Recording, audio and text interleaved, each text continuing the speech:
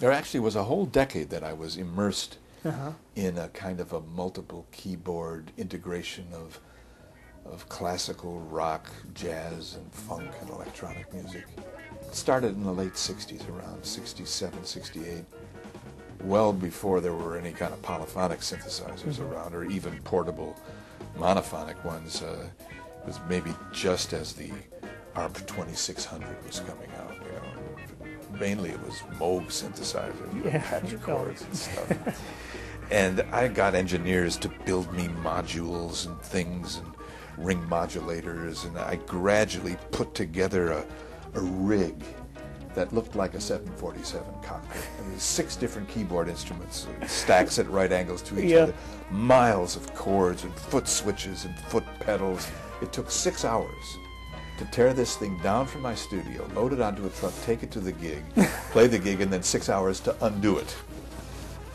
But I loved it, and for about 10 years, this was the way I performed and recorded. I did several albums of this kind of stuff, and it actually was at the time of my leave-taking with Columbia Records. They didn't want to embark on this particular journey with me. I can't blame them, because it didn't have much commercial potential at all.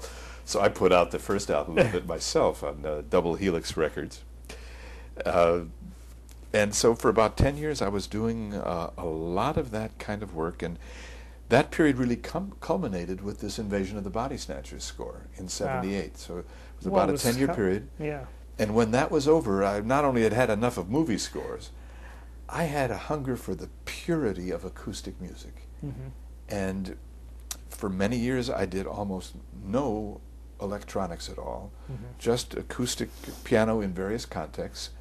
And it's only in this last year that I'm currently involved in a very interesting project with a synthesist and a recorder, a recording studio guy named Pat Gleason. Oh, Very sure. talented guy. He was, you may remember, it was the first synthesist to go on the road with a With jazz Herbie group, with Hancock, Herbie. right? Yeah. And so Patrick and I have known each other for a long time. Back in the '60s, he was the guy who first told me to take this chord and plug it here when I wanted to learn what a Moog synthesizer was about. So we're doing a project together, just totally on spec, which is kind of a piano concerto orchestral format where the orchestra is synthesized.